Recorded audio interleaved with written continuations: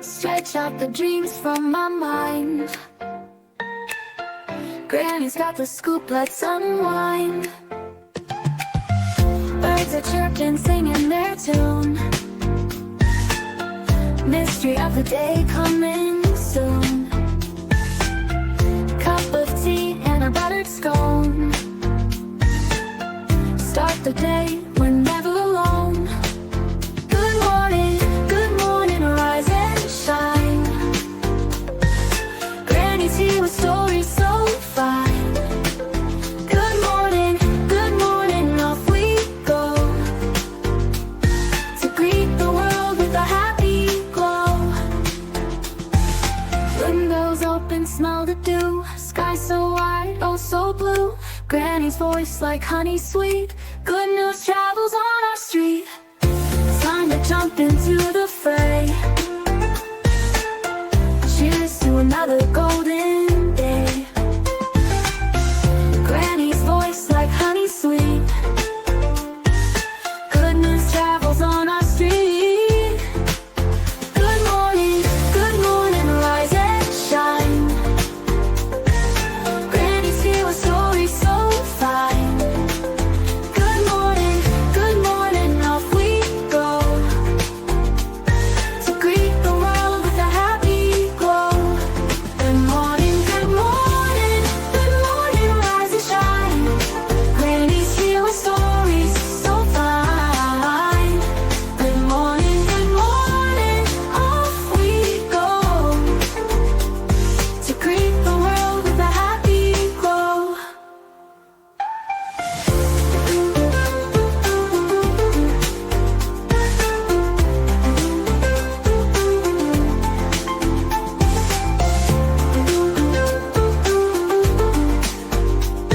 To greet the world with a happy glow.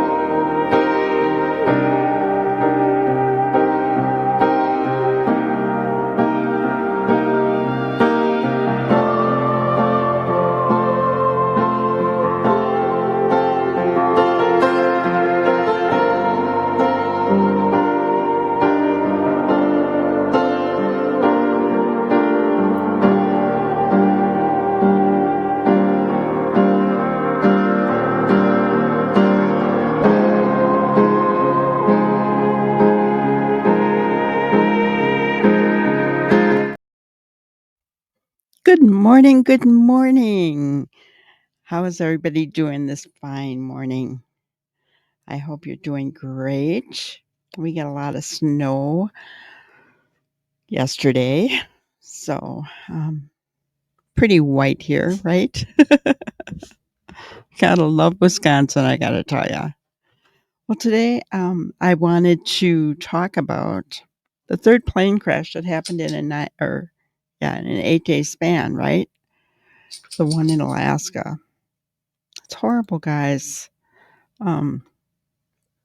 So let's start here.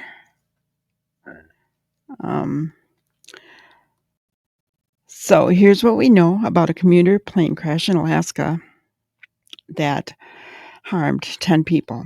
Okay, there's a picture of it, guys. Authorities are working to recover the wreckage of a plane crash in western Alaska that harmed 10 people, while investigators are trying to determine what caused a small commuter aircraft to go down in the icy Bering Sea. The single-engine turboprop plane was traveling from, hard word, Unalakleet to the hub community of Nome when it disappeared Thursday afternoon. The Bering plane was found the next day after an extensive search. 9 passengers and the pilot were unalived. Crews on Saturday were racing to recover the wreckage and the remains of those harmed in the crash before expected high winds and snow. Here are the things to know about the plane crash, which is one of the deadliest plane crashes in the state in 25 years. The plane was reported missing near Nome, Alaska. Officials said contact with the Cessna Caravan was lost less than an hour after it left Unalakleet on Thursday. Authorities said that the flight was a regularly scheduled commuter trip and the aircraft went missing about 30 miles southeast of Nome. The wreckage was found Friday by rescuers who were searching by helicopter. Local, state, and federal agencies scoured large stretches of icy water and miles of frozen tundra before finding the plane. A Black Hawk helicopter will be used to move the aircraft once the remains are removed, officials said. Unalakleet, I don't know how you say that, is a community of about 690 people, about 150 miles, or about 240 kilometers southeast of Nome, and 395 miles, about 640 kilometers northwest of Anchorage. The village is on the Iditarod Trail. Wow, gotta love Alaska. The Iditarod Trail route of the world's most famous sled dog race. Okay. So, let's see. Nope, that's not going to show us anything.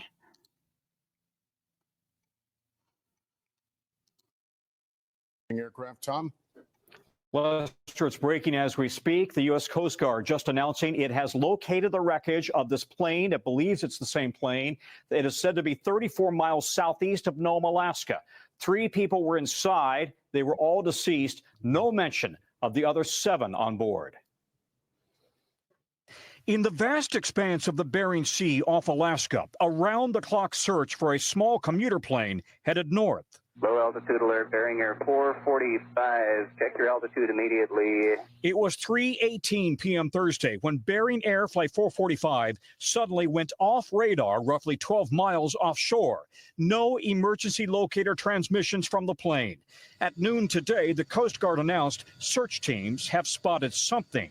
At this time, there has been some sort of item of interest that has been identified by another aircraft. The Cessna Grand Caravan was flying to Nome, Alaska with 9 passengers and a single pilot. The Nome Fire Department posting that the pilot told controllers he intended to enter a holding pattern while waiting for the runway to be cleared.